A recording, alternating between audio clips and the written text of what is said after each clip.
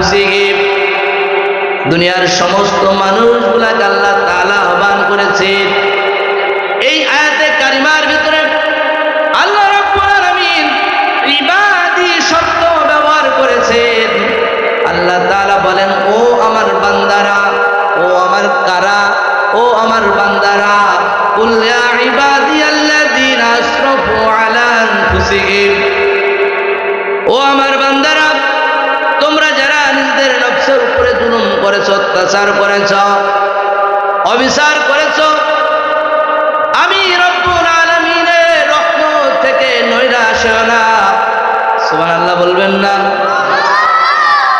আল্লাহ রব্বুল আলামিন শুধু মুসলমানই বাসীগণকে ডাক দেয় নাই, আল্লাহ তাআলা দুনিয়ার সমস্ত মানুষগুলাকে আহ্বান করেছেন, ডাক দিয়েছেন, ও আমার বান্দারা, লা তাকনাতু মির রাহমাতিল্লাহ, তোমরা যারা নিজেদের নফসের উপরে জুলুম করেছো, অত্যাচার করেছো, আমি রব্বুল আলামিনের রহমত থেকে নৈরাশ হও না। কার রহমত থেকে নৈরাশ হওয়া যাবে না? আল্লাহ তাআলার রহমত থেকে নৈরাশ হওয়া যাবে না। কার কথা? আল্লাহ রাব্বুল আলামিনের কথা। আল্লাহ তাআলা বান্দার প্রতি কত মায়া, মহব্বত, ভালোবাসা দেখেন, কত মায়া মহব্বত আল্লাহ তাআলা বান্দার প্রতি করেন। হযরত আবু হুরায়রা রাদিয়াল্লাহু তাআলা আনহু থেকে হাদিস, আল্লাহ রাব্বুল আলামিন যখন আসমান জমিন তৈরি করার মনোনিবেশন করলেন, আল্লাহ রাব্বুল আলামিন আহকামুল হাকিমিন একটা চিঠি লিখলেন, একটা খত লিখলেন। এই চিঠির ভিতরে কি লেখা ছিল?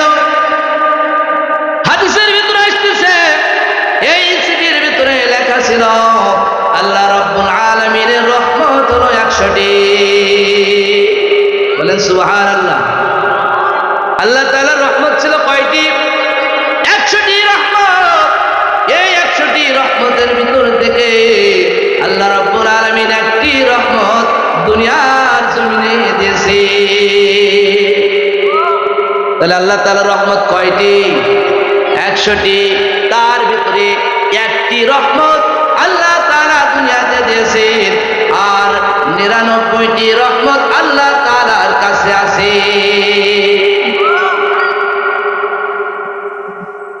তাহলে পরে পিতামাতার ভালোবাসা কথা বলে কারা? পিতামাতার ভালোবাসা, মায়া, মহব্বত সন্তানের উপরে কতটুকু কথা বলেন? অনেক বেশি না? অনেক বেশি। তার থেকে আল্লাহ তাআলার ভালোবাসা, মায়া, মহব্বত বান্দার প্রতি বলেন সুবহানাল্লাহ। মুসলমান ভাই বাবাজিরা, নবীজি সাল্লাল্লাহু আলাইহি সাল্লাম বলেন,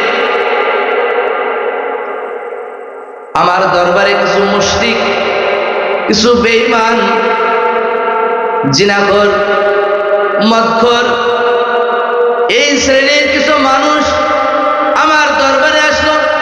এসে বলতেছেন, ইয়া রাসূলুল্লাহ, ইয়া হাবিবাল্লাহ, আমরা তো জিনার ভিতরে লিপ্ত রয়েছি, আমরা গুনার ভিতরে লিপ্ত রয়েছি, আমরা মুশরিক, আমাদের গুনাহ কি আল্লাহ তাআলা মাফ করবে রে?